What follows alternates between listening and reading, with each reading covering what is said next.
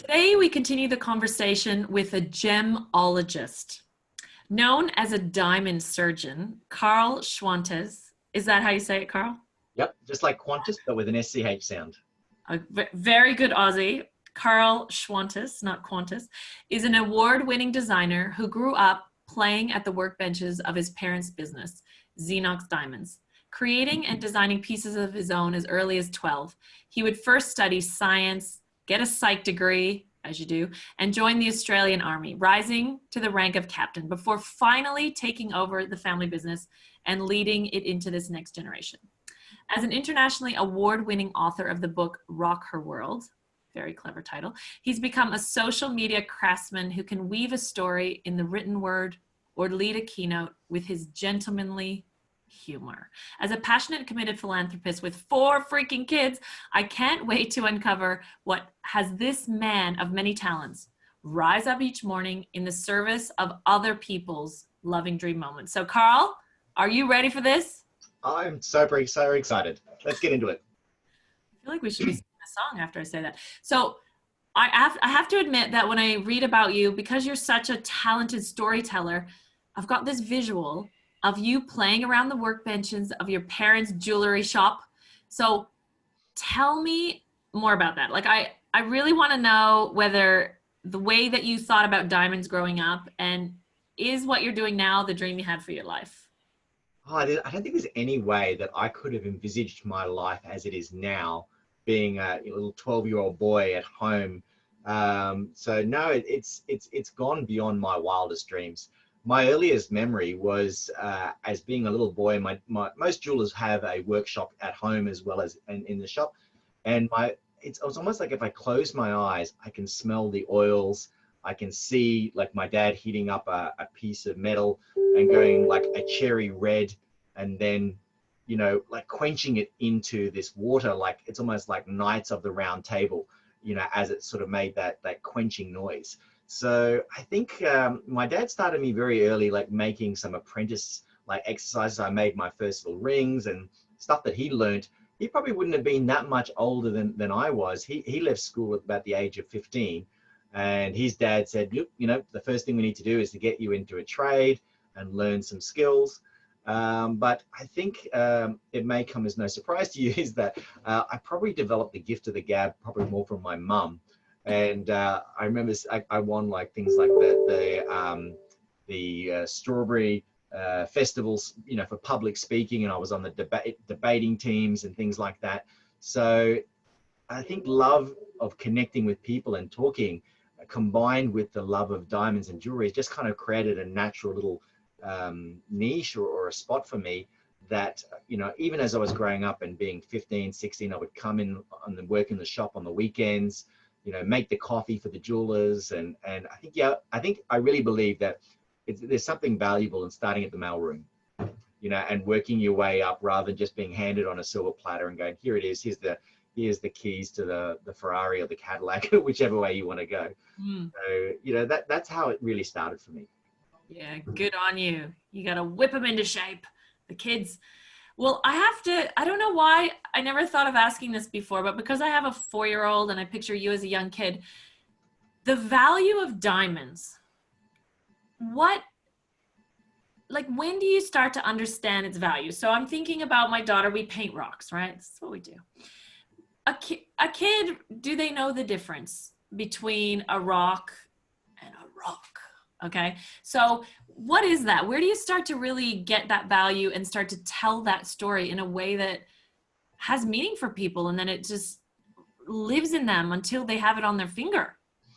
You said at the very beginning, kind of like being a diamond surgeon. I guess I've spent the last 24 years now talking with diamond cutters, importers. I've traveled the world and bought, I couldn't even tell you how many diamonds now for clients. I think at last count, there was probably about 6,800 couples that I've helped go through the process of getting engaged and married. And I think over that time, when you do something for as long as that, you start to see patterns. And I think I always had a very curious nature.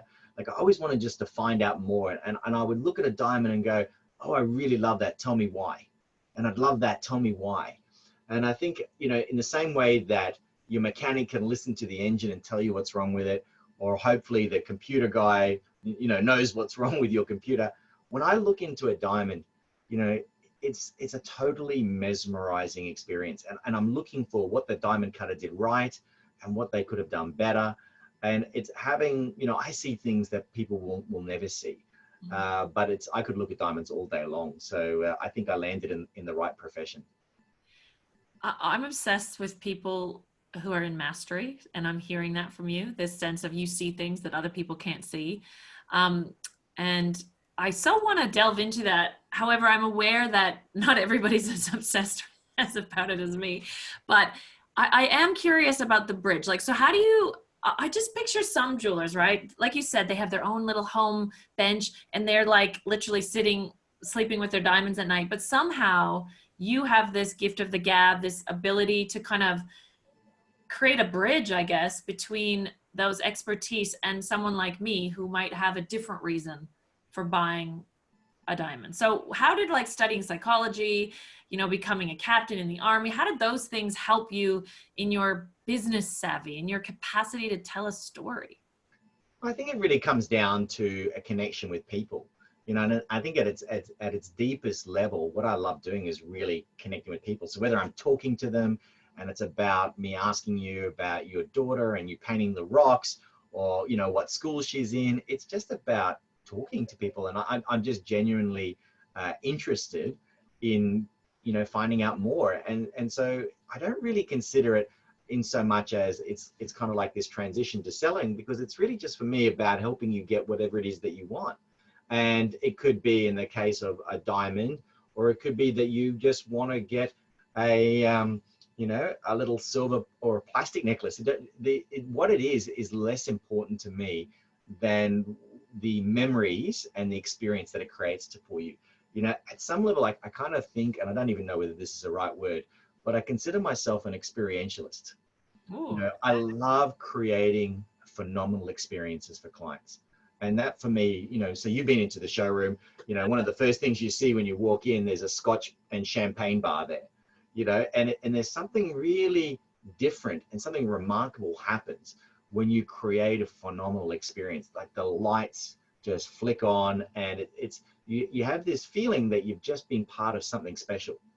And I'm getting goosebumps as I tell you about that, but that's what really does it for me. It's about creating the amazing experiences. And it could be, like you, I've traveled the world and I love, seeing things and doing things that are just, different and that it really kind of opens your eyes. And it's when I do that for somebody, the ultimate gift that I can give them is to give them something that they didn't think that they could ask for. When you give somebody something that didn't think that they could ask for, that's when you see the magic happen in their eyes. And that's the kind of the drug that I love to go back for each time. Do you remember as a kid ever doing that? Do you remember your some first moments where you did that? You gave people, maybe it was your parents. Did you ever do little setups or do plays for them? Or did you see this kind of driving force when you were really little? I wish I had a very interesting story that said yes, but I grew up in a very strict household. Like my father, grew up at the end of Second World War in Germany. My mum was half Greek, half Italian. So, we've really got like a European bitzer happening in our family. And, I think a lot was expected of us as kids. Like in the mornings, I'd wake up early because I'm a morning person. I'm like at 5 o'clock, the lights are on, I'm up. But at about 9:30, the batteries die. But, one of the things that I would do in the morning is it was my job to get up, put the coffee machine on. So we had one of those percolators, with the, the filter papers, and put the coffee in, put the bread rolls in the oven, and I'd get everything set up. And I think at some level where it came from was this ability to serve, to serve. And I think that I always call it the butler test. When I'm teaching my team how to look after our clients, I call it the butler test. If you've ever had a British butler, it's like one of the most amazing things. And it's amazing because of the way they make you feel. And it's amazing because, there's nothing that they wouldn't do for you, and you just feel like the most special person in the world. And I think for me, it was that gift of serving others, that just slowly evolved over time. And it started off with just serving, but then I thought, well, how can I take that to another level and serve more people and be of service to more people? Yeah, cool. So I'm actually going to interview a butler on this show because we have a really good butler friend. And I am also intrigued because there's a mastery in that as well. He's a really interesting guy. So Daz, I'm coming for you. He knows. So you talked about the butler test. So tell me a little bit about stewardship and in your industry, how you are using some of these things to not only work with your team, but have your whole profession lifted. So I think we have so much to be grateful for in this world, really. There's hardly a time in the past that you had more opportunity, better health, better living conditions than we do today. And I think that if you're one of those people that consider yourself in the lucky category, then you have an obligation to give back. And it's something that I'm very passionate about, is making an impact in the world that extends beyond diamonds and jewelry. As much as I love those, and I work 6 days a week because I love it, but something that extends beyond that in a legacy format. So the two charities, I guess, or causes that I'm most passionate about is the Dancing CEOs, which raise money for domestic violence against women, and the Starlight Foundation, which is all about granting starlight wishes for children that are not having a great time of it at the moment. So, I guess women and children for me is something that I feel very passionate about supporting. So like every engagement ring that we sell, we make a donation to the Starlight Foundation. And last year we managed to contribute 7 Starlight wishes, which is about probably about $60,000 to the Starlight Foundation. Good. And for the domestic violence, I think we raised about $20,000 for them. And it's just something that it's not about, sometimes people ask me, oh, what's the return on investment? And I really don't look at it that way. For me, I think if you're giving, that's the pure reason that you do it. You do it because it touches your soul, and it's something that makes you feel good when you do it. And that's the reason that we ultimately do it. Yeah, I'm getting the service minded. You know what? I knew that about you. We met under that kind of demeanor. You just have that in you, and it's really beautiful. And so when we think about even what we see behind you, 5-star Google service, those of you who are watching on YouTube, I encourage you to, because you'll see this wonderful diamond gemmologist face right in front of all these cool backdrops we now know how to do with Zoom. But I want to talk about social media, SEO, marketing, all that kind of stuff. So how do you take that authenticity and really weave it into a brand that people actually get, like they actually can feel you? How do you do that? I think you hit it on the head. You have to be authentic. You have to be you. And if who you are is what connects and resonates with people, then that's what they're going to feel connected to. And I think, whether it's helping other business owners get their online reputation sorted with Google reviews, it's that I have a genuine feeling or desire to see you be the most successful version of yourself that you can be, because I've been there. I've been in the trenches. I know what it's like when you don't know where the next client's coming from. You're looking after a team of people, and you feel a sense of obligation to them to make sure that they're provided for. So I totally get what that's like. And if I could make even just one business owner's life a little less stressful and help them, leverage their business, because you put so much time and effort and money into making this thing called a business, profitable and work for our family. If there was a way that I could just show you a few tweaks in the way that you conduct your service and the way that you ask for Google reviews, and that meant that you got more clients and you were able to look after your family even better, then I think that I have an obligation to help them and share, I guess, what I spent the last however many years learning, so that you can avoid all the mistakes that I made and just go, well, here is the path. I've walked along it, and I'm more than happy to share that with you so that you can get the same results. So what's one of the secrets to it? Because this is what I hear now, because I hear the word authentic a lot. Now, I've been around you. I feel you. That's just, I can't even There's what's the word for that? That's just what I feel. And the difference between someone who's trying to be authentic, and then people know that their ratings are important. They know these things. So what's the secret to actually having it work for you? I think you have to raise your standards. I Mm, think I'm always expecting more of me than anyone else can. mm, It's that constant and never-ending improvement. I'm always looking to say, how can I be better? You know, even if I have the most amazing sale and I've done the very best I can, I always look and say, you know, where can I improve? How can I make that even better? mm, And sometimes it doesn't work for me because sometimes I'm overly critical of mm, myself, and sometimes I have to balance that out. But I'm always saying, well, how can I make it even better? How can I do better, be better? And you know, I've spent over $1 million in personal development, mm, and it's one of those things that I sometimes call it, I don't know what it's called, like the butterfly effect or the ripple effect. You know, if I look at where I am now, like we're chatting here now, and I go, well, how did we get here? Like mm, what had to happen for that to be possible? Well, we had to meet here, and then how did that happen? Well, that happened because I met this person. And how did that happen? Well, that came because I met this person. yeah, And I honestly believe that the solution or the way to have a truly remarkable life is to constantly put yourself out there in the universe. mm, Because if you're doing that, then I got to think that good things are going to come your way. And if I just sort of sat at home and stayed in my little comfort bubble, nothing, I can't imagine that I would be anywhere near where I am today. So I'm mm. always looking to push myself outside of the comfort bubble, even though that's the safe place to be.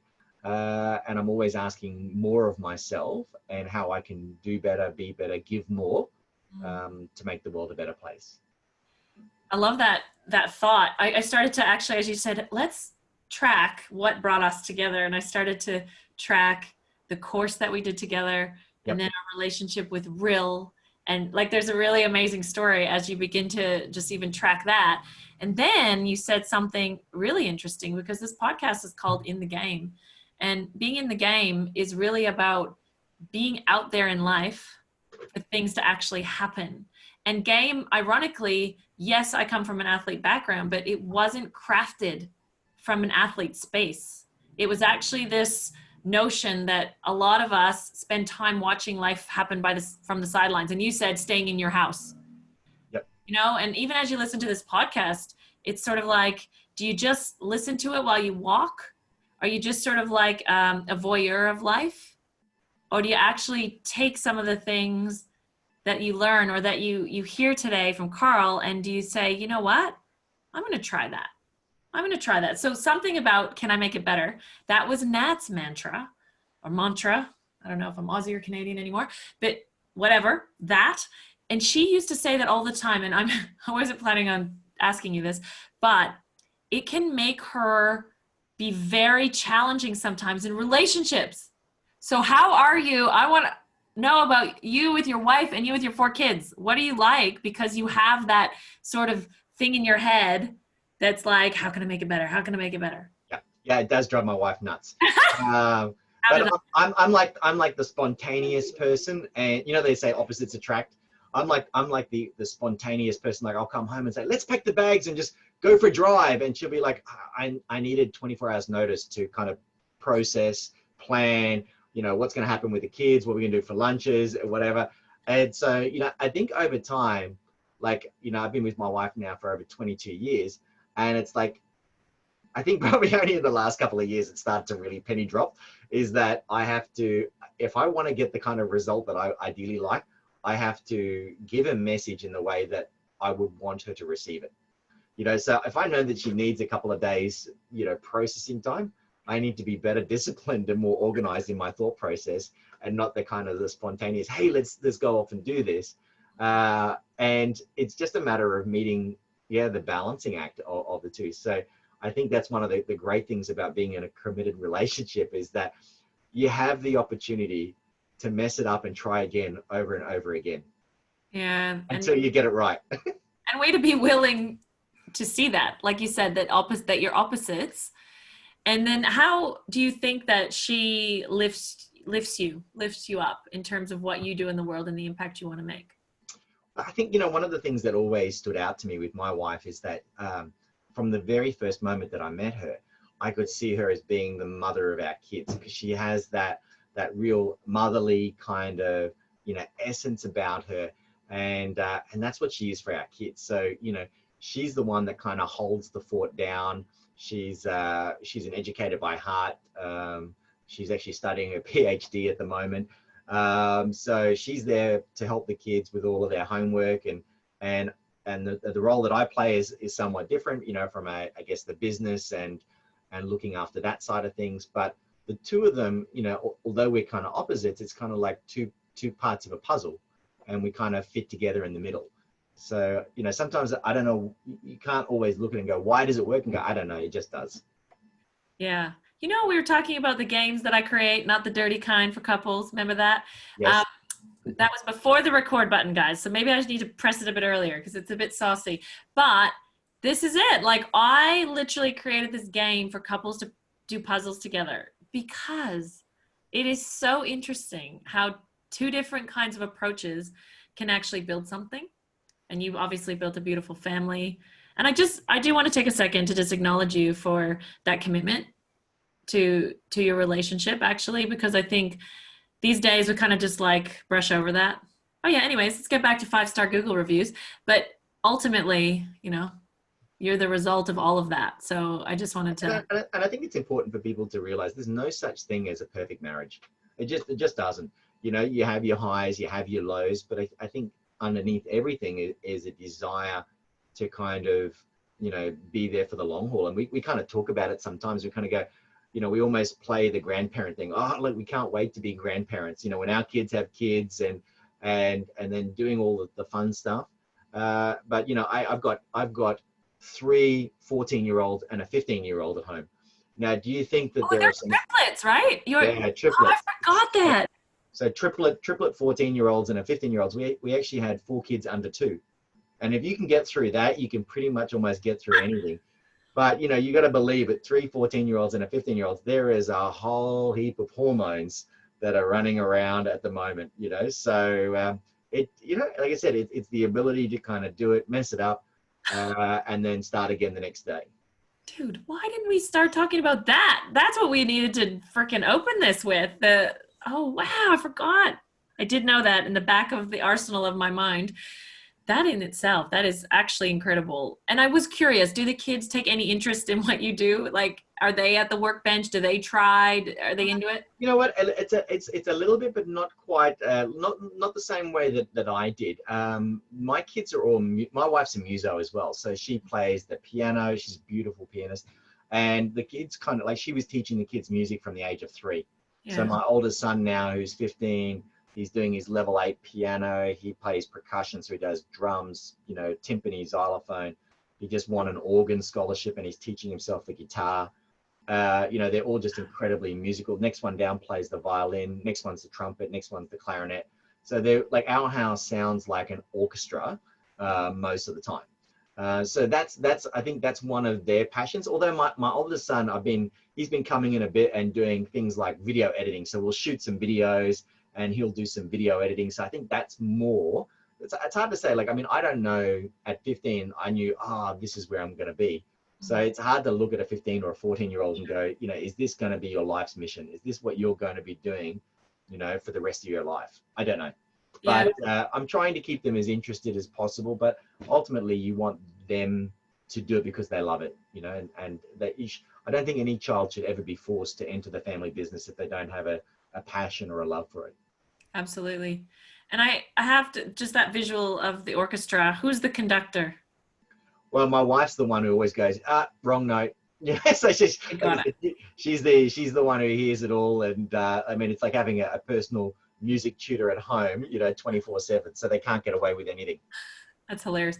Well, I wasn't sure I was going to ask about this, and you can please feel free to correct my layman knowledge. But the minute I hear diamonds, I think blood diamonds, because I saw that movie with Leonardo DiCaprio, right? Yeah. So educate us all on, did that movie expose things to the wider community around the diamond industry? Has the industry shifted at all to respond to it? Or are you just going to out it? Are we just as screwed up as we always were?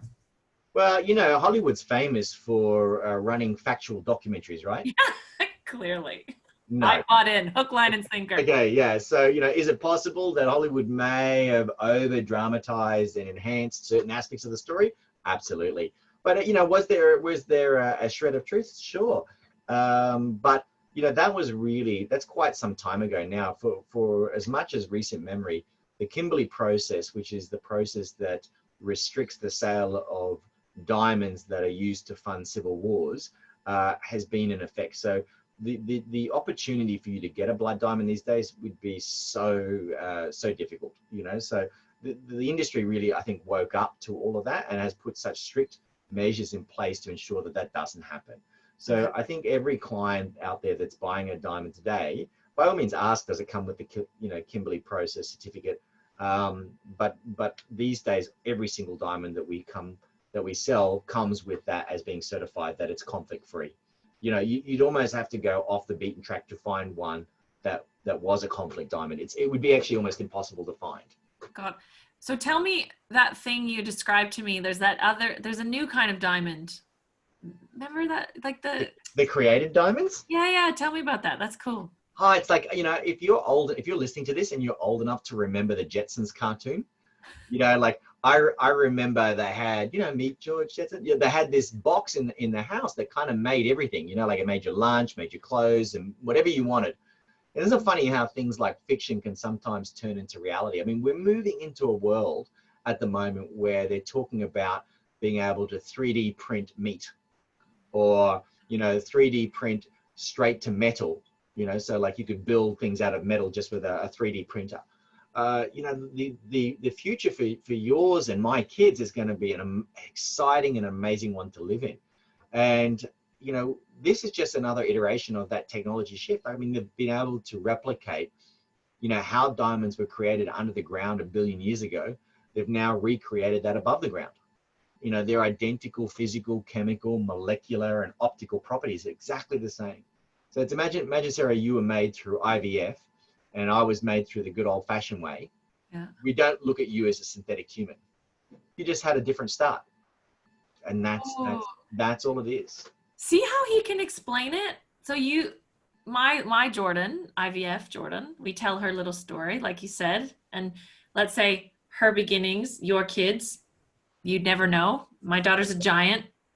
Yours are ×3. Yours look more like they were made in the day. Sorry, I said that. Okay, so what you're saying is they create the environment that a diamond was created in nature, and everything else. And how do you tell the difference? You can't? No, I've actually done the blind test where they put in front of me 10 stones and they said, can you separate the mined ones from the created? And I went through and I went, these ones are mined, these ones are created. And then at the end they went, actually, no, they're all created. The thing is, because they're just replicating what happens below the ground, they have natural inclusions. They have variations in color. So they're no different. They're exactly the same. Whoa, that's wild. That is. And they're about 40% less. So, you'll get a 40% bigger diamond for the same money. So if that's appealing, which it is probably to most of the clients I speak to, then it's that. But you know what? At the end of the day, it's just an option. There are some clients that love the idea or the story behind a diamond that was made 1 billion years ago. Mm-hmm. And there are some that just want the bigger size. It's really, and again, we don't ever pitch one at the expense of another. It's just about what is right for you. Because it doesn't matter what I think or what you think. It's just the person who's wearing it, that's the person who has to love what they've got, But I don't, whether it was created or mined. I mean, all diamonds are created. One's just created by earth and one's just created in a lab. But, whether it's a created or a mined diamond, for me, doesn't take away anything from the symbolism of what it represents. Yeah. Like when I talk to the brides after they've been proposed, and I always love to hear the stories, and it's like, the girl doesn't say, oh, it was so amazing.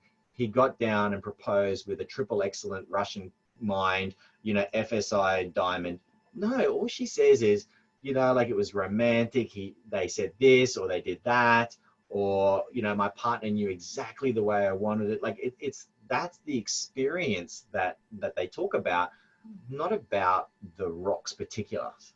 Yeah, absolutely. Which makes you so interesting, I think, around you love the experience, but you also have married it to this thing that you're a master with, you know, a master craftsman. And so I think that's really interesting, actually, how you have those things woven together. I think they're both really important.